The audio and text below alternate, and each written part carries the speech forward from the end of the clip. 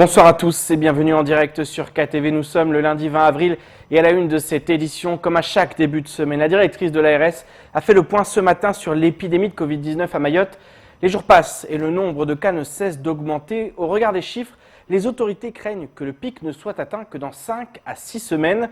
Dans ces conditions, un déconfinement dès le 11 mai apparaît compliqué, voire impossible.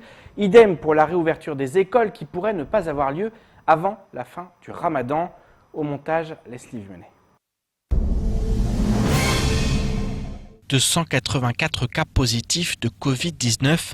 C'est le dernier bilan publié ce matin par l'ARS, un chiffre qui, après quelques jours de stagnation, repart à la hausse. L'épidémie poursuit son installation à Mayotte. La semaine dernière, on se disait qu'on pouvait peut-être engranger avec le sourire des résultats qui apparaissaient plus satisfaisants, avec 3-4 cas pendant le week-end dernier.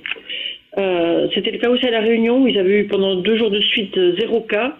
Et puis, il y a de nouveau des cas à La Réunion et il y a de nouveau des cas à Mayotte. Et on a le sentiment quand même d'une sorte d'installation, à bas bruit encore. On n'a pas beaucoup de situations explosives, on n'a pas non plus beaucoup de cas graves, mais on a quand même l'impression que le virus circule dans certains endroits de l'île et circule sans doute aussi, comme c'est le cas en métropole, chez des patients asymptomatiques. En parallèle du Covid-19 et en dépit du ralentissement des pluies, l'épidémie de dengue connaît toujours une forte dynamique. Dominique Voynet se dit une nouvelle fois plus inquiète par la dengue que par le coronavirus. Dans ces conditions sanitaires difficiles, un report du déconfinement est préconisé par l'ARS. Nous avons fait remonter à Paris des éléments d'une extrême prudence en soulignant que l'épidémie avait une dynamique retardée de 4, 5, 6 semaines par rapport à la métropole à Mayotte. Et que le fait qu'elles soient aujourd'hui maîtrisées ou à peu près ne devait pas nous laisser penser que le déconfinement pouvait être pour le 11 mai. Plutôt qu'un déconfinement général, y compris par étapes, nous souhaitons maintenir un confinement, certes allégé, avec des mesures d'accompagnement pour le rendre socialement et culturellement acceptable. Il nous semble qu'il vaut mieux un déconfinement qui soit respecté moyennant des soupapes d'évacuation de la pression pour la population qu'un déconfinement qui conduira à une explosion du nombre de contacts sociaux qui exposerait les personnes âgées, les personnes malades à des contaminations au sein de leur famille ou de leur groupe de voisins. L'ARS souhaite maintenir un confinement allégé en offrant plus de souplesse tout en gardant la distanciation sociale. Concernant la réouverture des écoles, elle ne devrait avoir lieu qu'à l'issue du mois sacré de Ramadan. Pour tout vous dire, je ne trouverais pas choquant que le report du déconfinement se fasse à la fin du mois de mai, quand le Ramadan sera derrière nous. On sait que les enfants qui viennent à l'école pendant le Ramadan sont aussi des enfants qui n'ont pas forcément dormi assez, ont du mal à se concentrer, qui souffrent, alors non, ils font pas forcément le Ramadan, mais en tout cas ils dorment pas de la même façon, ils sont pas reposés, ils sont pas frais et dispo. Donc les retrouver après la phase de confinement et en plein Ramadan risque d'être un petit peu difficile. Je ne suis pas en désaccord avec le recteur qui tente de se débattre dans cette équation. Je vais en discuter avec lui et on choisira les meilleures solutions pour combiner le retour la volonté de combler le retard scolaire qui a pu être accumulé dans cette période et la volonté de réunir les conditions pour que ça se passe dans des conditions sanitaires optimales. Quelle stratégie de déconfinement faut-il adopter?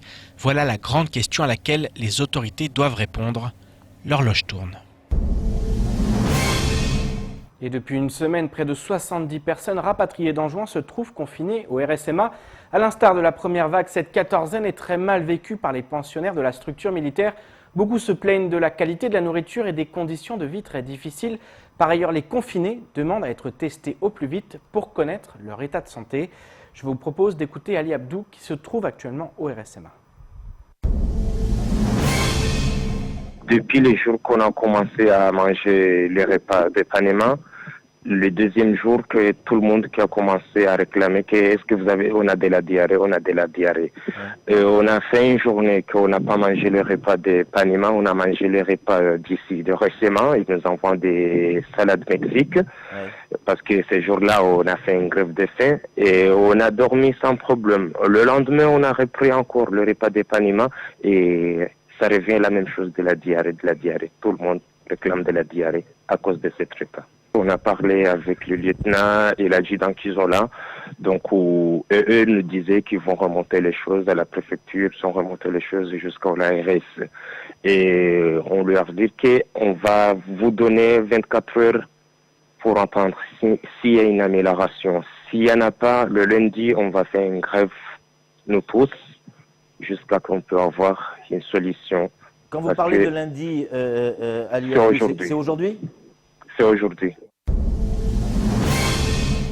Et à noter que la directrice de l'ARS a annoncé avoir mis au pot pour que les repas soient meilleurs et mis à disposition des produits contre les moustiques. Par ailleurs, des tests ont été effectués dans la journée. Et les tests, justement, parlons-en. Depuis le début de l'épidémie, ils se font trop rares pour être généralisés. Il existe pour l'heure 2 sortes de méthodes pour dépister le Covid-19, les tests virologiques avec prélèvement dans les narines et les tests sérologiques ou sanguins. Ils ne révèlent pas les mêmes informations et ne remplissent donc pas les mêmes objectifs. Mais à quoi servent-ils exactement? Élément de réponse dans ce sujet, signé par nos confrères de TF1. Ce sont les tests les plus courants. On les appelle PCR ou nasopharyngés. Un prélèvement dans les narines qui permet en quelques heures de poser un diagnostic, de déterminer si une personne est ou non infectée. Si vous êtes porteur de symptômes et que vous voulez savoir si vous êtes malade ou si vous avez été cas contact rapproché d'une personne dont on sait qu'elle est malade, vous devrez bénéficier de ce test virologique qui vous dira au moment où vous le faites, encore une fois, si vous êtes malade. Donc ça a vraiment un intérêt diagnostique. 150 000 tests viraux sont aujourd'hui réalisés par semaine. Objectif, atteindre 500 000 le 11 mai. Les porteurs du virus seront alors isolés, possiblement dans des hôtels, pour casser la chaîne de transmission. Les autres tests reposent sur la sérologie. Ils permettent de répondre à une question simple, ai-je été en présence du virus? Leur principe, la recherche des anticorps dans le sang d'une personne. La présence de ces anticorps indique que la personne a été capable de développer une réponse immunitaire.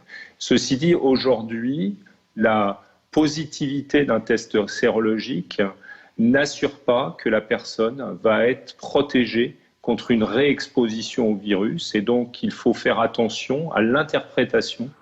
Toujours en cours d'évaluation, ces tests sérologiques permettront d'ici quelques semaines de connaître précisément le niveau d'exposition au virus. Selon les derniers chiffres disponibles, 90% de la population n'a pas été infectée. Et je vous propose maintenant de faire le tour du reste de l'actualité locale avec notamment l'approvisionnement en masques et gel à Mamoudzou ou encore la récession à venir dans l'océan Indien. Au montage, Leslie Vimonnet. La fermeture de l'accueil physique sur l'ensemble des sites de la DOM, prévue initialement jusqu'au 15 avril, sera reconduite jusqu'à nouvel ordre. La réouverture s'opérera dans le respect des règles du déconfinement telles qu'elles seront définies par le gouvernement. Selon la DOM, la sécurité sanitaire est une priorité absolue pour les collaborateurs, le public et plus largement pour les citoyens. Les demandes de bons d'aide à la continuité territoriale peuvent néanmoins continuer à être déposées sur le site mobilité.ladom.fr. Toutefois, il est rappelé que les déplacements ne sont actuellement pas autorisés, sauf cas dérogatoire. Les demandes de billets d'avion au départ de la France hexagonale ou de l'étranger pour les bénéficiaires du passeport pour la mobilité études et du passeport pour la mobilité pour la formation professionnelle ne peuvent actuellement donner lieu à la délivrance par la DOM d'un billet d'avion, sauf cas dérogatoire. Comme évoqué par le gouvernement, les municipalités ont un rôle important à jouer face à la crise du Covid-19. En effet, dans la perspective d'une réouverture des écoles élémentaires à partir du 11 mai prochain, les communes doivent équiper les établissements scolaires en masques et autres gels hydroalcooliques. Dans cet état d'esprit, la ville de Mamoudzou vient de réceptionner 200 litres de gel afin d'améliorer la protection de ses agents et du public accueillis dans les bâtiments communaux.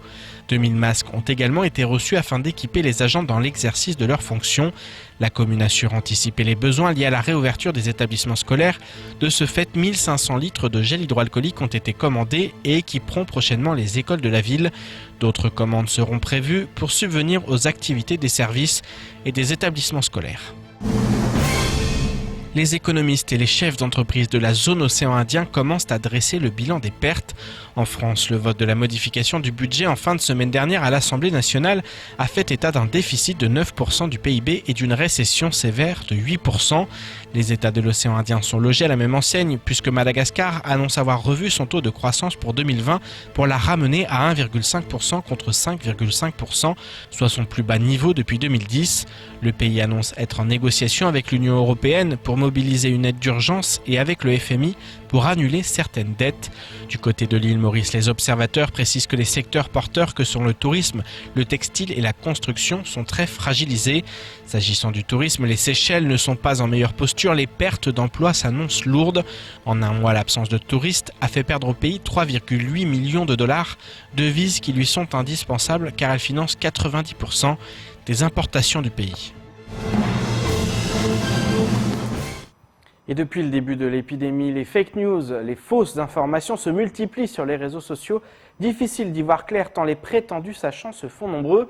Ce matin, nous recevions Mohamed Issouf, docteur en sciences de la santé. C'est infectiologue, travaille au conseil départemental sur la préfiguration de l'Agence régionale de la biodiversité. Il a accepté de nous éclairer sur de nombreuses questions qui se posent face à la pandémie. Au montage, Leslie Vumenet. Depuis le début de l'épidémie, les rumeurs et fausses informations les plus folles circulent. Lorsque ce ne sont pas des lambdas qui les propagent, ce sont parfois les sachants qui émettent des hypothèses sans preuve aucune. Ce matin, Mohamed Issouf est allé à l'encontre de la rumeur faisant état d'un virus créé par l'homme. Si on regarde bien ce virus, ce SARS-CoV-2, il est très proche du coronavirus qu'on appelle BAT-CoV, qui est le coronavirus qu'on trouve chez les chauves-souris. Oui. Ils ont pratiquement 96% d'identité, donc c'est presque les mêmes.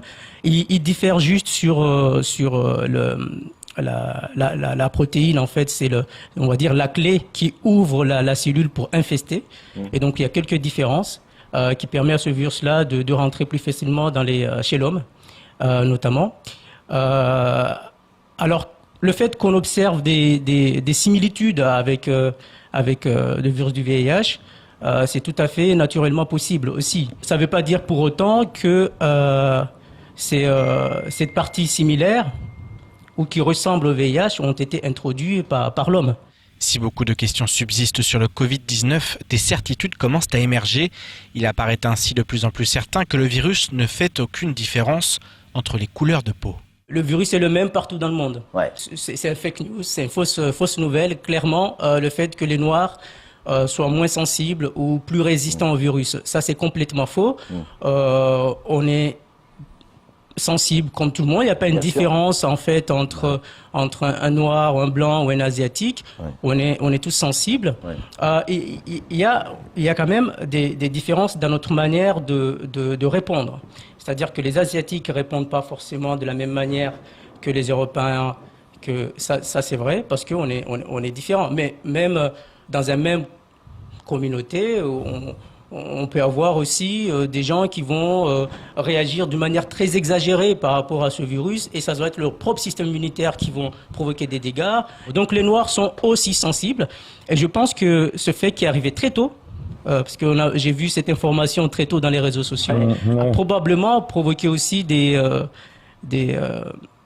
contaminations, des gens qui pensaient être protégés. Le docteur en sciences de la santé rejoint la directrice de l'ARS Mayotte qui concède un nombre de personnes contaminées sur l'île supérieur aux 280 cas testés positifs. Pour Mohamed Issouf, cela peut notamment s'expliquer par le difficile accès au système de santé à Mayotte. Ce qui est sûr, c'est que l'État, ce qu'on nous donne comme le nombre de cas, c'est minime par rapport à la circulation réelle. Ouais. Parce qu'il faut savoir que 85% des personnes ne vont pas développer des symptômes. Oui, mais des porteurs asymptomatiques. Asymptomatiques, mais vont être capables quand même d'émettre de... Donc ils sont quand même contagieux. Ils peuvent contaminer. Ouais. Et ceux-là, on ne va pas les comptabiliser, on ne le verra pas là. Et d'autre part... il y a le fait qu'on a quand même une certaine résilience, qu'on ne va pas toujours consulter, sachant que même ceux qui sont symptomatiques, beaucoup ne vont pas développer des cas graves. Donc forcément, ceux-là, ils ne vont pas naturellement les consulter. Puisque si on regarde bien, il y a une grosse proportion de gens comptabilisés qui sont des soignants. ou des gens de la fonction publique. C'est la plus grande partie. Peut-être ils sont plus sensibilisés à consulter, ou ils sont plus proches du système soignant pour pouvoir être détectés. Selon l'infectiologue, il va falloir prendre son mal en patience. En effet, il faut en moyenne entre 12 et 18 mois avant de trouver un vaccin fiable. Si l'on y ajoute la production et la distribution à l'échelle mondiale, les premiers vaccinés potentiels ne le seront pas avant de très longs mois. Et c'est ainsi que s'achève cette édition. Merci de nous rester fidèles sur KTV. Rendez-vous demain dès 19h pour tout connaître de l'actualité locale. D'ici là, restez chez vous. Excellente soirée sur Quasi.